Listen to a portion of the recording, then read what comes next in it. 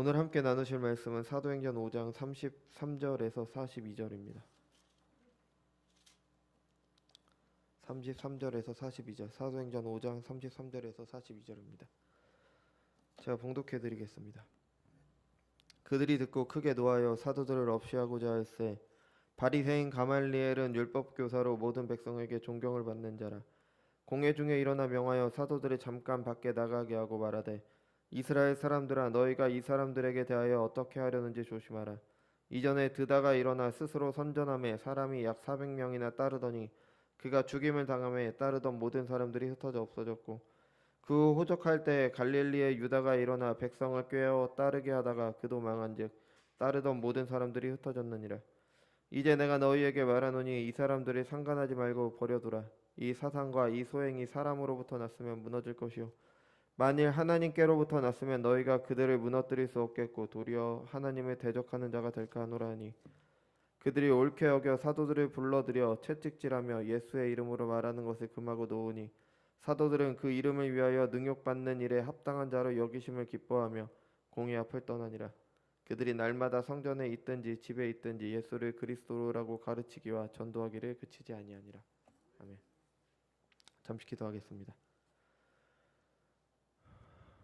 주님 감사합니다. 주님의 말씀 듣는 시간입니다. 우리 안에 계신 성령께서 함께 하셔서 듣는 말씀 가운데 하나님의 말씀을 듣는 시간 될 수 있도록 인도하여 주옵소서. 감사드리며 사랑이 많으신 예수님의 이름으로 기도드렸습니다. 아멘. 제목이 인쇄가 잘못됐습니다. 제가 고치질 않아갖고요. 오늘 제목은 가말리엘과 사도들에 대한 내용입니다. 예수님의 이름으로 사람들을 고치고 복음을 전하던 사도들은 성전 지도자들에 의해서 잡히게 됐습니다. 그 내용을 통해서 이제 사람들이 복음을 왜 거절하는지를 우리는 알 수 있었죠. 복음이 믿기 어려운 것이기 때문에 거절하는 것이 아닙니다. 어떠한 근거를 가지고 복음을 거절하는 게 아닙니다. 믿을 이유보다 믿지 않을 이유가 더 많아서 복음을 거절하는 것도 아니고요. 합리적이어서도 아닙니다. 그냥 믿기 싫은 거죠. 감정의 문제이지 이성의 문제가 아니었습니다. 사람은 누구나 자신만의 판단 기준을 가지고 있기 때문에 그건 당연한 것입니다. 사람은 누구나 완전히 객관적이 될 수는 없습니다. 우리가 볼 때는 사도들이 전한 예수는 충분히 믿을만 합니다. 우리가 그거를 성경이 말하는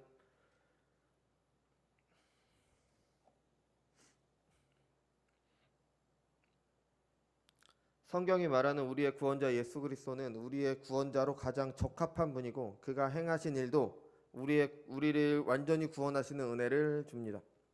그게 우리가 지난주랑 지지난주에 살펴본 내용이었죠. 그러니까 복음이 적어도 너무 허무맹랑해서 믿지 못할 정도의 내용이 아닙니다. 그런데도 사람들은 복음을 한 번도 생각해보지도 않고 그냥 거절을 합니다. 생각할 가치조차 없다라고 생각을 합니다. 왜냐하면 복음이 나를 고발하고 있기 때문이죠. 내가 죄인이라고 하고 내가 무가치하다고 하기 때문에 복음을 믿기 싫은 겁니다. 눈에 보이는 증거가 없기 때문에 믿지 않는다라고 말할 수 있는데, 사실 근거는 충분합니다. 복음의 증거들이 성경을 통해 계속 증언됩니다. 복음을 따라 사는 사람들을 통해서 증언이 되죠. 교회 공동체를 통해 증언이 됐고, 온 세상 만물이 창조주의 영광을 나타내고 있습니다. 눈을 가리고 있으면서 보이지 않는다고 얘기하고 있는 거고요. 귀를 막고 있으면서 들리지 않는다고 얘기하는 거랑 똑같습니다. 예수님께서 행하신 일을 보고 계속 표적을 구했던 유대인들과 마찬가지 모습이라고 할 수 있죠. 오늘 본문은 산헤드린 회의가 화를 내는 것으로 시작을 합니다. 사도들이 그 산헤드린에서 다시 복음을 전하자 화를 냈습니다. 복음은 근데 좋은 소식이잖아요. 유대인들의 입장에서 보면은 유대인들이 기다렸던 메시아께서 오셨다는 게 바로 복음입니다. 근데 그걸 듣고 화를 내는 겁니다. 그들이 화를 내는 이유는 그 메시아를 자신들이 죽였기 때문에. 사도들이 전하는 것이 사실이라면 자신들은 씻을 수 없는 죄인이 되기 때문에, 복음이 사실이라면 그 복음을 거절한 자신들은 창조주이신 하나님의 아들 독생자를 거절했기 때문에 복음에 대해서 분노하는 겁니다. 그러니까 복음이 거짓말이어야 되는 거죠. 산헤드린이 죄가 없다면 사도들이 그들에 대해서 잘못한 게 없죠. 좋은 소식 전하고 아름다운 공동체를 이루었잖아요. 교회도 마찬가지입니다. 교회가 좋은 소식을 전하고 이상적인 공동체를 이루어 나가죠. 나아가서 사회에 이바지합니다. 지금에야 교회 평판이 땅에 떨어졌지만 보통 처음에 복음이 전해지면은 가장 먼저 하는 게 학교와 병원입니다. 학교가 세워지고 병원이 세워지죠. 요즘 사람들이 말하는 뭐 사람의 권리, 뭐 인권 이런 것들 다 따지고 들어가 보면 그 시작이 성경에서 나옵니다. 사람들은 생각도 할 수 없을 때 성경에서 그것을 말했기 때문에 거기서 시작해서 이제 뭐 인권이나 이런 말들이 나오게 되는 거죠. 그런데도 사람들은 교회에 대해서 분노합니다. 사내들을 통해 우리는 복음을 거절하는 사람들의 전형을 보게 되죠. 근데 우리는 오늘 본문에서 또 다른 사람을 보게 돼요. 이 사내들인에 같이 있었으면서 좀 뭔가 다른 말을 하는 것 같은 가말리엘을 보게 됩니다. 좀 달라 보이죠. 화를 내기만 했던 그들의 동료들과 달리 좀 침착해 보입니다. 오늘은 이 사람을 통해서 불신앙의 또 다른 모습에 대해서 우리 함께 보도록 하겠습니다. 가말리엘이라는 사람이 나오는데 이 사람에 대해서 성경은 율법 교사로 모든 백성에게 존경을 받는 사람이라고 했습니다. 뭐 역사적으로 봤을 때도 아주 훌륭한 학자였습니다. 아주 훌륭한 학자였고요. 바울도 자신이 육체로 자랑할 만한 것이 있다고 할 때 내가 이 가말리엘 밑에서 배웠다. 가말리엘 문화에 있었다라는 걸 자랑을 하죠. 그러니까 그만큼 당대의 석학입니다. 유대인들의 문헌에 따르면 율법의 영광이라고 불렸던 사람이에요. 이 사람이 죽었을 때 율법의 영광은 갖고 그 정결과 성결도 죽었도다라고 이렇게까지 말을 했습니다. 그러니까 아주 훌륭한 사람이었죠. 율법에 대한 학문도 뛰어났지만 그 율법을 바탕으로 삶도 훌륭했던 그런 사람입니다. 본문에서 이 사람이 말하는 것만 봐도 그런 사람이라는 걸 알 수 있죠. 냉정하고 합리적으로 판단을 합니다. 사도들에게 처벌이 내려지지 않게 했기 때문에 기독교에 대해서 호의적이었다고 말을 하기도 하는데 또 어느 전승에 따르면은 이 사람이 나중에 그리스도인이 되었다는 그런 얘기도 있습니다. 근데 그거는 알 수 없습니다. 근데 적어도 요 안에서는 기독교에 대해서 호의적인 사람은 아닙니다. 그냥 사내들인을 보호하기 위해서 그냥 이런 말을 한 거지 사도들을 보호하기 위해서 이런 말을 한 건 아닙니다. 근데 그럼에도 불구하고 이 사람은 충분히 탁월한 사람입니다. 섣부르게 판단하지 않았죠. 침착하고 냉정하게 상황을 봤어요. 또 하나님을 두려워한다고도 말을 했습니다. 사도들이 전하는 게 진짜라면 하나님을 거스르는 일이 되니까 그게 두려우니까 우리 조심하자. 그렇게 말을 했습니다. 하나님 앞에 겸손할 줄도 알았죠. 그러니까 하나님에 대한 지식도 있었어요. 본문에 나오는 이 사람의 모습만 봐도 우리는 아주 훌륭한 사람이라는 걸 알 수 있습니다. 그 시대의 스승이라고 불릴 만한 사람이죠. 우리 시대에도 있죠. 우리 시대의 스승이라고 불릴 만한 사람이 아주 훌륭한 사람입니다. 저와는 아주 비교도 할 수 없는 그런 아주 훌륭하신 분이죠. 모든 사람들에게 존경을 받았다는 말이 사실일 겁니다. 아마 그런 사람이죠.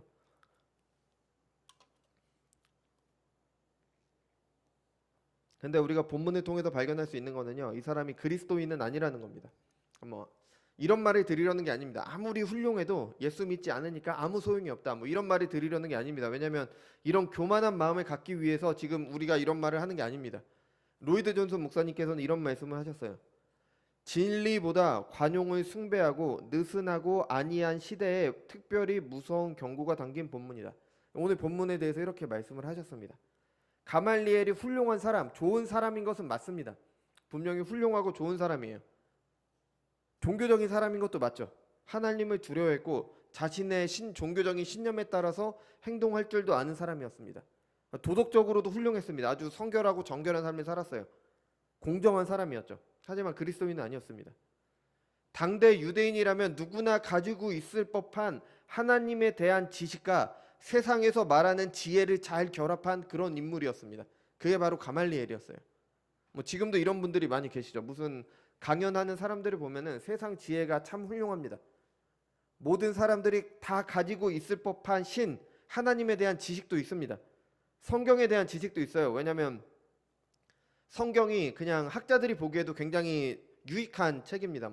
역사학자나 아니면 그런 철학자들이 보더라도 성경은 굉장히 유익한 책이에요. 그러니까 그 성경에 대한 지식도 우리보다 더 가지고 있을 수도 있습니다. 그래서 그 지식과 세상 지혜를 잘 접목시켜서 설명을 해줍니다. 그렇지 않은 경우도 있지만 디레오는 도덕적이지 못한 삶을 살아서 가말리엘보다는 못할 수도 있지만 적어도 앞에서 보이는 것만큼은 충분히 존경할 만한 그런 분들이 계십니다. 그분들이 기독교인이 아닐 수도 있고요. 스스로는 하나님을 믿는다고 말하는 분들 가운데서도 이런 분들이 있죠. 아마도 머릿속으로 한두 명쯤 떠오르실 겁니다. 저는 설교 준비하면서 여러분들이 떠올랐습니다. 그러니까 아주 탁월하신 분들이죠. 그러니까 성경대로 말하자면 육에 속한 사람 중에 최상에 속하는 그런 사람이에요. 근데 그런 분들이 기독교를 더 심하게 반대하게 됩니다.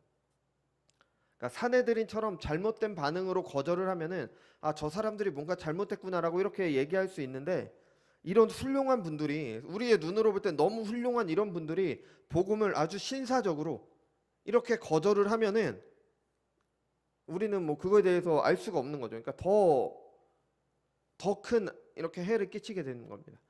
신앙이 왜곡되었는데 분명히 그분들이 말하는 건 좋은 말을 하는 것 같은데 자세히 들여다보면 분명히 왜곡됐는데 그거를 분별하지 못하게 됩니다. 이런 분들의 가르침을 따라가게 되죠. 왜냐하면 훌륭한 가르침이니까, 훌륭하신 분들이니까. 또 성경에 나오는 용어들을 사용하고 교회에서 말하는 단어나 문장을 사용하면서 세상 지혜를 따라서 삶을 그럴듯하게 설명하기 때문에 성경만 말하는 목사들의 말보다 훨씬 더 그럴듯하게 들립니다.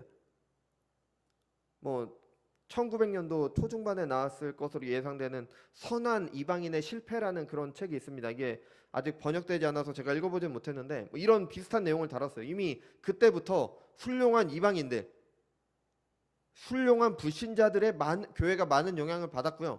그런 훌륭한 불신자들 때문에 더 큰 해를 입게 됩니다. 복음이 왜곡되고 복음이 아무것도 아닌 것처럼 돼버리니까.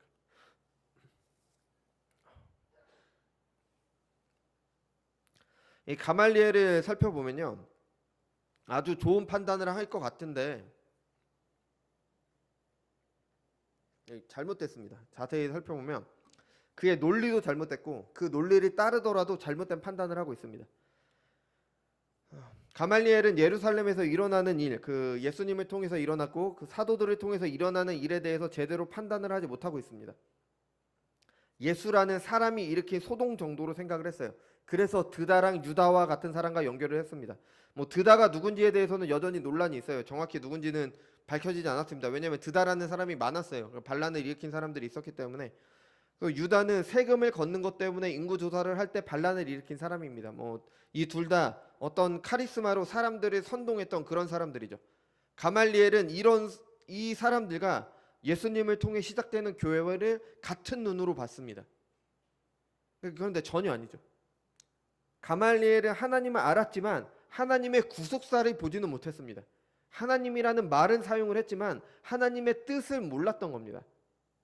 메시아께서 오셨는데 그 메시아를 통해 시작되는 복음을 받아들이지 않고 밖에서 평가만 하고 있는 거예요. 이 교회가 이러이러하다, 복음이 이러이러하다, 예수 믿는 사람들 이러이러하다, 이렇게 평가만 하고 있는 겁니다. 이것이 현대 지혜자들이라고 할 수 있는 선한 이방인들의 잘못과 똑같은 겁니다. 뭐 그런 분들 당연히 하나님에 대해서 알죠. 말씀드린 것처럼 성경이 세상 눈으로 봐도 연구할 만한 그런 가치가 있습니다. 그래서 어떤 면에서는 성도들보다 성경을 더 잘 아시는 그런 분들도 계십니다. 그래서 기독교를 누구보다 더 잘 평가하죠. 그래서 좋은 점을 잘 집어내고 나쁜 점은 이렇게 합니다. 하지만 하나님의 구속사에 대한 이해가 없기 때문에 성경을 제대로 보지는 못합니다. 복음을 받아들이지 않고 복음을 평가할 뿐입니다. 교회의 일원이 그리스도의 몸된 교회, 지체가 되지 않고요. 교회 밖에서 교회를 평가할 뿐입니다.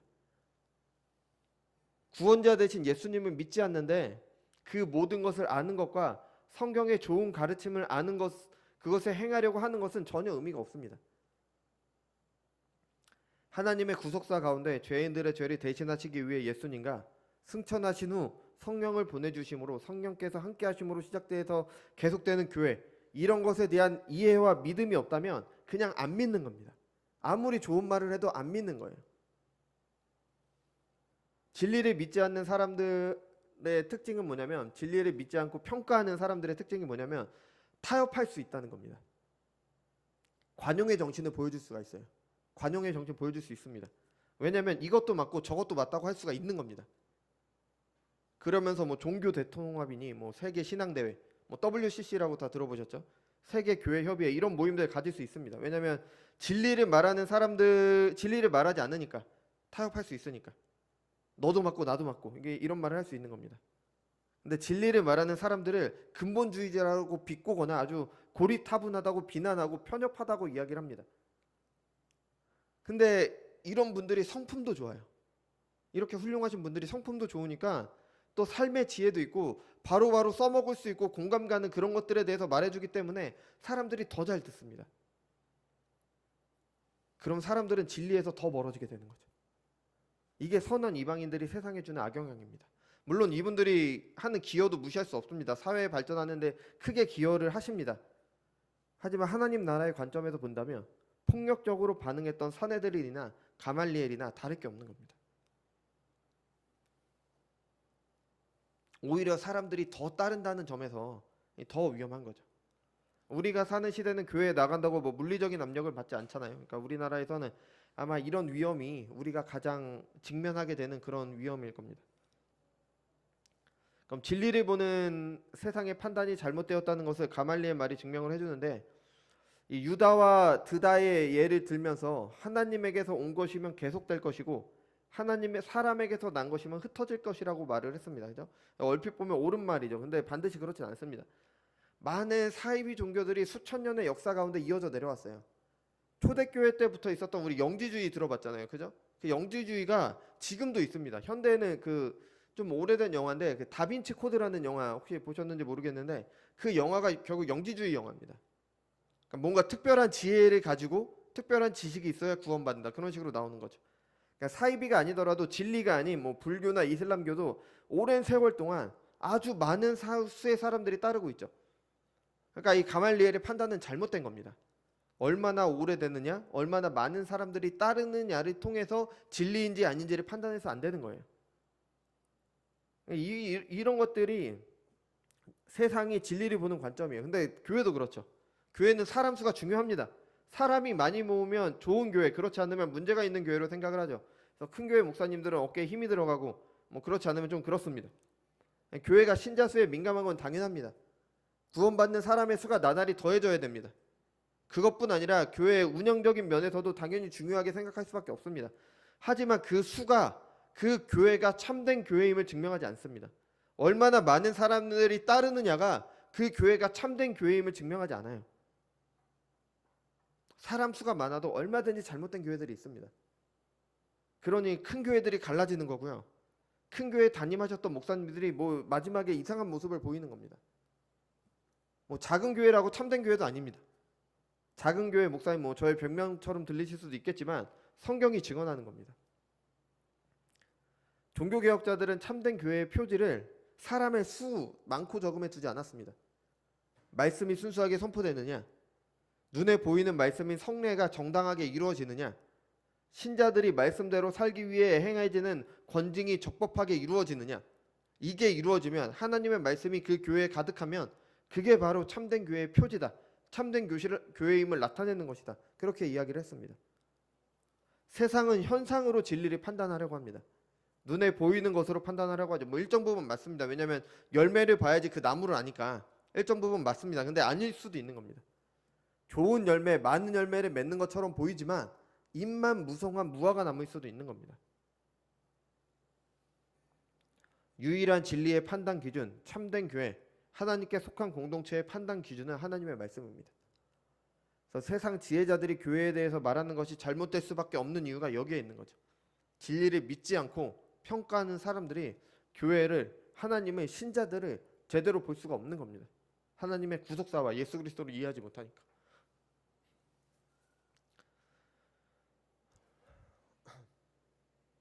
가말리엘 판단이 맞다고, 우리가 지금 가말리엘의 판단이 잘못됐다고 얘기를 했잖아요. 그죠? 근데 맞다고 가정을 하더라도 가말리엘은 모순된 말을 하고 있어요. 드다와 유다를 따랐던 사람들은 드다와 유다가 죽자 흩어졌습니다. 근데 교회는 아니죠. 예수님을 따르던 사람들이 예수님이 죽으신 후에 더 많아졌습니다. 뭐 예수님은 죽고 부활하시고 승천하셨지만 이 사내들인이 볼 때는, 사내들인은 주님의 부활을 인정하지 않았잖아요. 그러니까 예수님은 그냥 죽은 겁니다. 이 사람들이 볼 때는요. 그들의 판단으로는 예수님께서 죽으셨는데 그를 따르는 사람들이 더 많아집니다. 그뿐은 아니죠. 충분한 증거들이 나타납니다. 가말리엘 자신과 비교할 수 없을 정도로 학문이 없는 사람들이 복음을 전하고 그들을 통해 하나님 나라 능력이 나타납니다. 사람들이 신자들을 두려워하는 동시에 칭송하죠. 그러면서 교회는 점점 커져갑니다. 그 공동체의 우두머리들, 사도들을 잡아다가 가둬도 더 커집니다. 폭력적인 시위도 하지 않고요. 전쟁도 하지 않습니다. 근데 점점 커져요. 그러니까 가말리엘이 말이 맞다면 이 공동체는 이미 하나님에게서 온 것이라는 게 증명이 된 거예요. 이미 충분한 근거가 있는 겁니다. 근데 가말리엘은 그걸 인정하지 않은 거죠. 그러면서 객관적인 척한 겁니다. 관용적인 척. 감정적인 증거가 가말리엘의 제자가 사울이잖아요. 근데 사울이 교회를 없애기 위해 다메섹으로 간 겁니다. 사울이 갔지만 뭐 가말리엘의 명령이 있었거나 아니면 최소한 그에게 영향을 받았기 때문이었겠죠. 이건 충분히 짐작할 수 있습니다. 그 안에 담긴 뜻은 이겁니다. 예수 믿는 공동체를 없어서 그 사람들이 없어져야 이 가말리엘의 말대로 예수가 틀렸다는 게 증명되니까 그렇게 하려고 한 겁니다. 그러니까 유다나 드다처럼 이 사람들을 선동한 것뿐이다. 사람에게서 난 것이다라는 걸 얘기하기 위해서 그렇게 한 거죠. 그러니까 이 가말리엘은 진리를 평가할 뿐 받아들이진 않습니다. 이미 충분한 그런 자신의 말에 따라서도 충분한 그런 모습이 있는데도 따르지 않았습니다.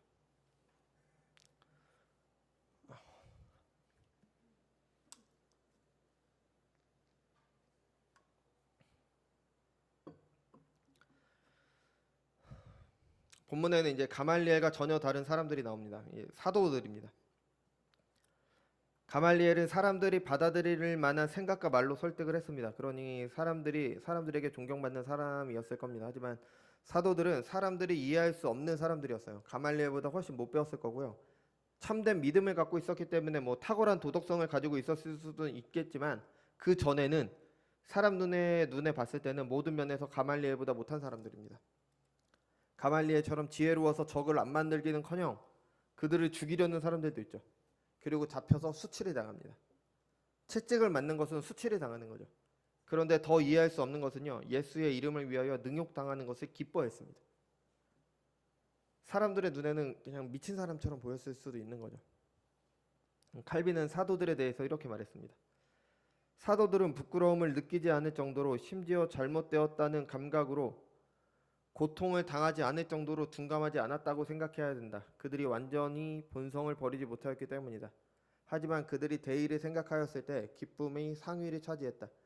100명 중에 한 사람도 그리스도의 불명예가 이 세상의 모든 승리들보다 우월하다는 것을 이해하지 못한다. 그 때문에 우리는 더욱 진실하게 이 문장을 생각해야 한다. 그리스도의 복음과 그분의 이름의 영예는 우리에게 얼마나 중요한가. 그러니까 사도들도 우리처럼 수치스러워했습니다. 우리와 똑같았습니다. 그 얘기를 하고 있는 거예요. 이 사도들이 뭔가 신령하고 뭔가 그런 사람이 돼서 이런 걸 견딘 게 아니라 우리랑 똑같았습니다. 우리가 그 상황이 됐으면 고통스럽고 수치스러웠겠죠. 그거랑 똑같이 느끼면서도 그의 이름을 위해 능욕당하는 것을 기뻐했다고. 그래서 우리가 이거에 대해서 어떻게 생각해야 되는지를 이야기를 해주고 있는 겁니다. 그러니까 어떻게 이렇게 기뻐할 수 있었을까요?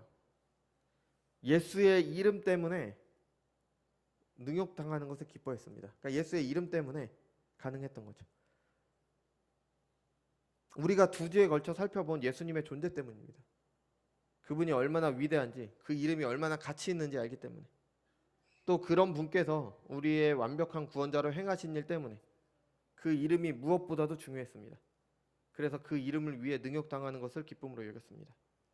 우리는 아주 유명한 사람, 높은 사람 아는 것을 자랑합니다. 뭐 연예인이나 운동선수, 뭐 정치인들, 이런 유력자들과 사진을 찍으면 우린 그것을 자랑을 하죠. 이런 분들도 훌륭하시지만 예수님의 이름에 비할 바가 아닙니다. 사도들은 이걸 제대로 알았기 때문에 그의 이름을 위해 능욕당하는 것을 기뻐한 겁니다.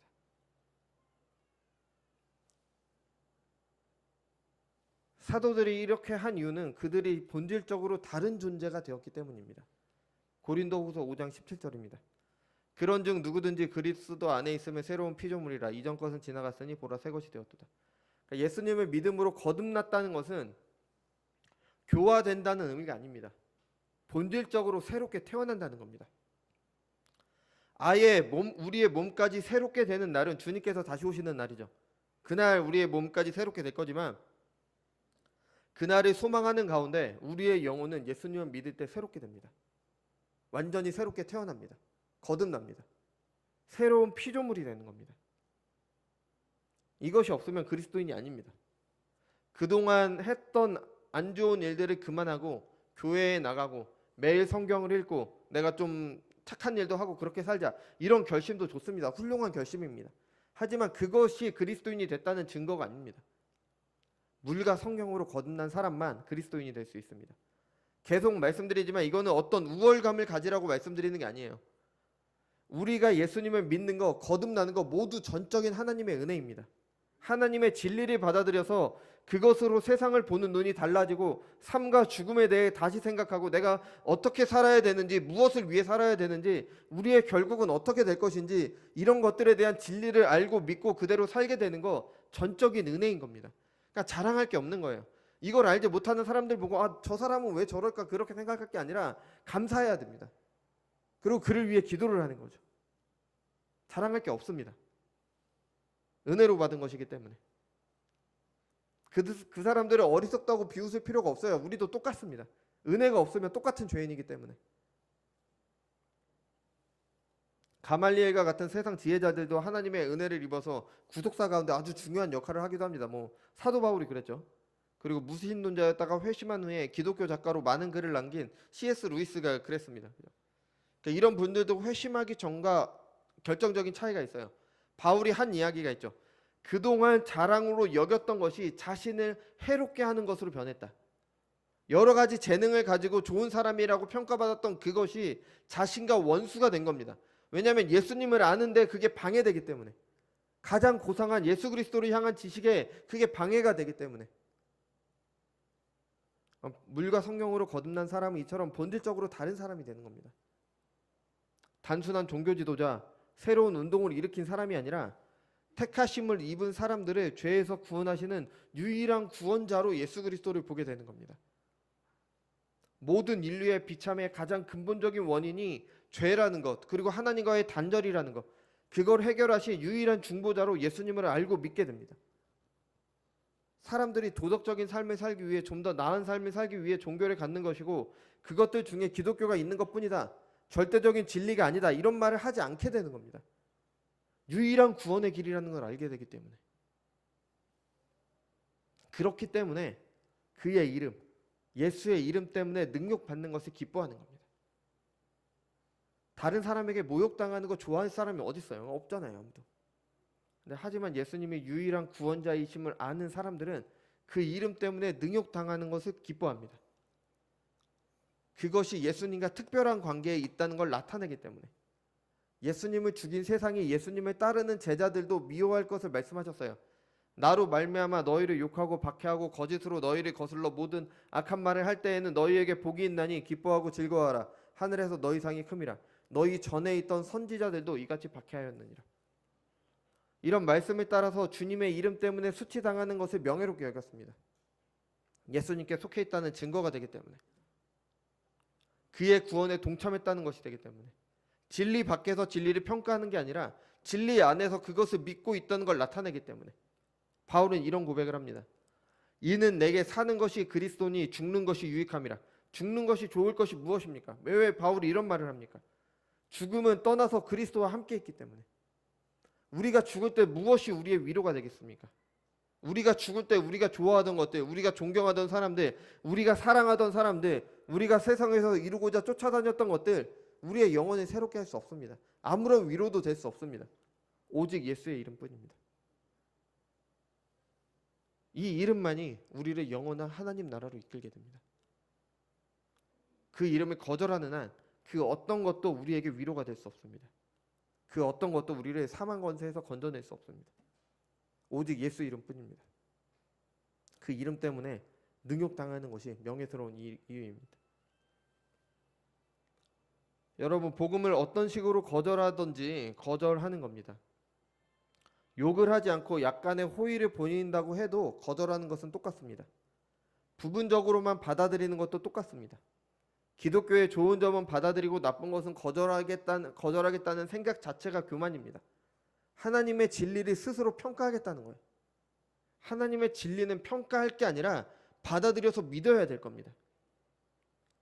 가말리엘은 부드러운 태도로 하나님에게서 난 것일 수도 있으니까 판단을 뒤로 미뤘습니다.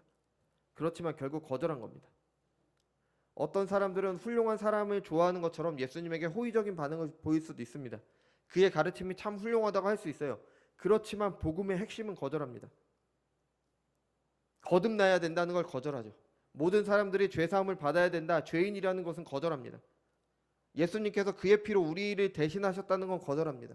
그러면서 사람에게 필요한 것은 죄사함이라 그 사람이 도덕적으로 훌륭한 사람이 되는 것이다라고 말을 합니다. 이건 복음을 받아들이지 않는 겁니다. 복음은 사람에게 선한 영향을 주는 여러 종교 가운데 하나가 아닙니다. 유일하게 인간의 모든 비참의 원인인 죄를 해결하는 유일한 길입니다. 사람들이 그들의 생명의 근원과 다시 교제할 수 있도록 하는 유일무이한 것입니다. 사회를 변화시키는 선한 운동들 가운데 하나가 아닙니다. 세상 지혜로 진리를 판단하려고 한 가말리엘은 하나님에 대한 일반 상식선에서 지식을 가지고 그것을 세상 지혜로 설명하려고 한 가말리엘은요, 예수님께서 하나님의 아들이심을 이해하지 못합니다. 왜 하나님의 아들께서 사람으로 이 세상에 오셨는지를 이해할 수 없습니다. 그러니까 거절을 하는 겁니다. 왜? 죄를 거절하니까. 왜 하나님의 아들께서 십자가에 죽으셨는가? 이것에 대해서 이해하지 못합니다. 성경은 이렇게 증언합니다. 하나님이 죄를 알지도 못하신 이를 우리를 대신하여 죄로 삼으신 것은 우리로 하여금 그 안에서 하나님의 의가 되게 하려 하심이라. 예수님께서 우리를 하나님의 자녀로 삼으시기 위해 사람으로 오셨습니다. 우리를 의롭게 하시기 위해 우리의 죄를 전가받으시고 그의 의를 우리에게 전가해 주셨습니다. 이를 통해 그를 믿는 모든 신자들은 그들의 창조주, 생명의 근원 되신 하나님과 올바른 관계에 들어가게 됩니다. 그리고 지금도 하나님의 우편에서 세상을 다스릴 통치권을 가지고 창조하신 모든 세상을 다스리고 계십니다. 특히 교회를 말씀과 성령으로 다스리고 계십니다. 사도들은 이것을 이스라엘에게 회개함과 죄사함을 주시려고 그를 오른손으로 높이사 임금과 구주로 삼으셨느니라 라고 전했습니다. 가말리엘은 이걸 이해하지 못했습니다. 세상 지혜로 예수와 예수라는 사람의 제자들을 통해 성장해가는 공동체를 설명하려고만 했을 뿐입니다.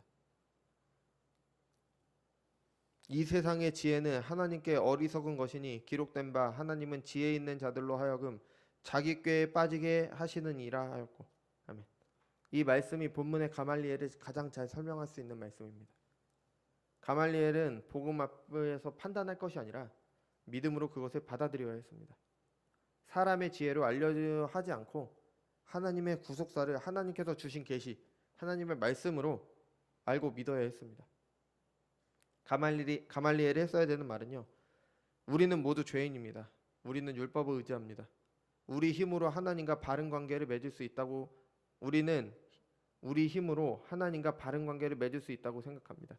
그러나 저는 틀렸습니다. 여러분도 틀렸습니다. 이 사람들이 옳습니다. 이것이 가말리엘이 사도들이 전한 복음 앞에서 해야 되는 말이었습니다. 여러분은 어떠십니까? 여러분은 가말리엘처럼 어둡지 않은 나의 지혜로 복음을 평가하십니까? 그래서 내가 받아들일 수 있는 건 받아들이고 내게 유익이 될 것 같다 싶으면 받고 그렇지 않은 것은 무시하고 있지 않으십니까? 복음은 그것을 세상의 지혜를 가지고 설명하거나 증명하거나 판단할 것을 요구하지 않습니다. 복음은 순종할 것을 요구합니다. 복음을 통해 모든 것을 다시 생각하는 회개를 요구합니다. 참으로 주님께서 유일한 구세주이심을 믿을 것을 요구합니다. 만왕의 왕 되신 그분께 순종할 것을 요구합니다. 예수님은 유일한 구세주이시며 죄사함과 의로움과 거룩함을 주시는 분입니다. 그의 이름은 세상 무엇보다 귀합니다. 그렇기 때문에 그 이름 때문에 수치당하는 것이 기뻐하며 명예롭게 생각하게 됩니다. 이것을 믿는 사람들은 거듭나 주변에서 일어나는 모든 일을 하나님의 계시를 통해 바라보며 모든 일에 그의 말씀에 순종하는, 스스로 순종하는 종이 됩니다. 그렇지 않다면 여러분은 사내들인 공회원들과 같은 모습입니다. 아무리 세상 눈으로 훌륭해도 가말리엘처럼 복음을 거절하는 겁니다. 모든 사람이 너희를 칭찬하며 화가 있도다. 그들의 조상들이 거짓 선지자들에게 이와 같이 하였느니라. 모든 사람에게 존경받았던 가말리엘의 모습은 반대로 진리를 거절한 사람, 그래서 모든 사람들이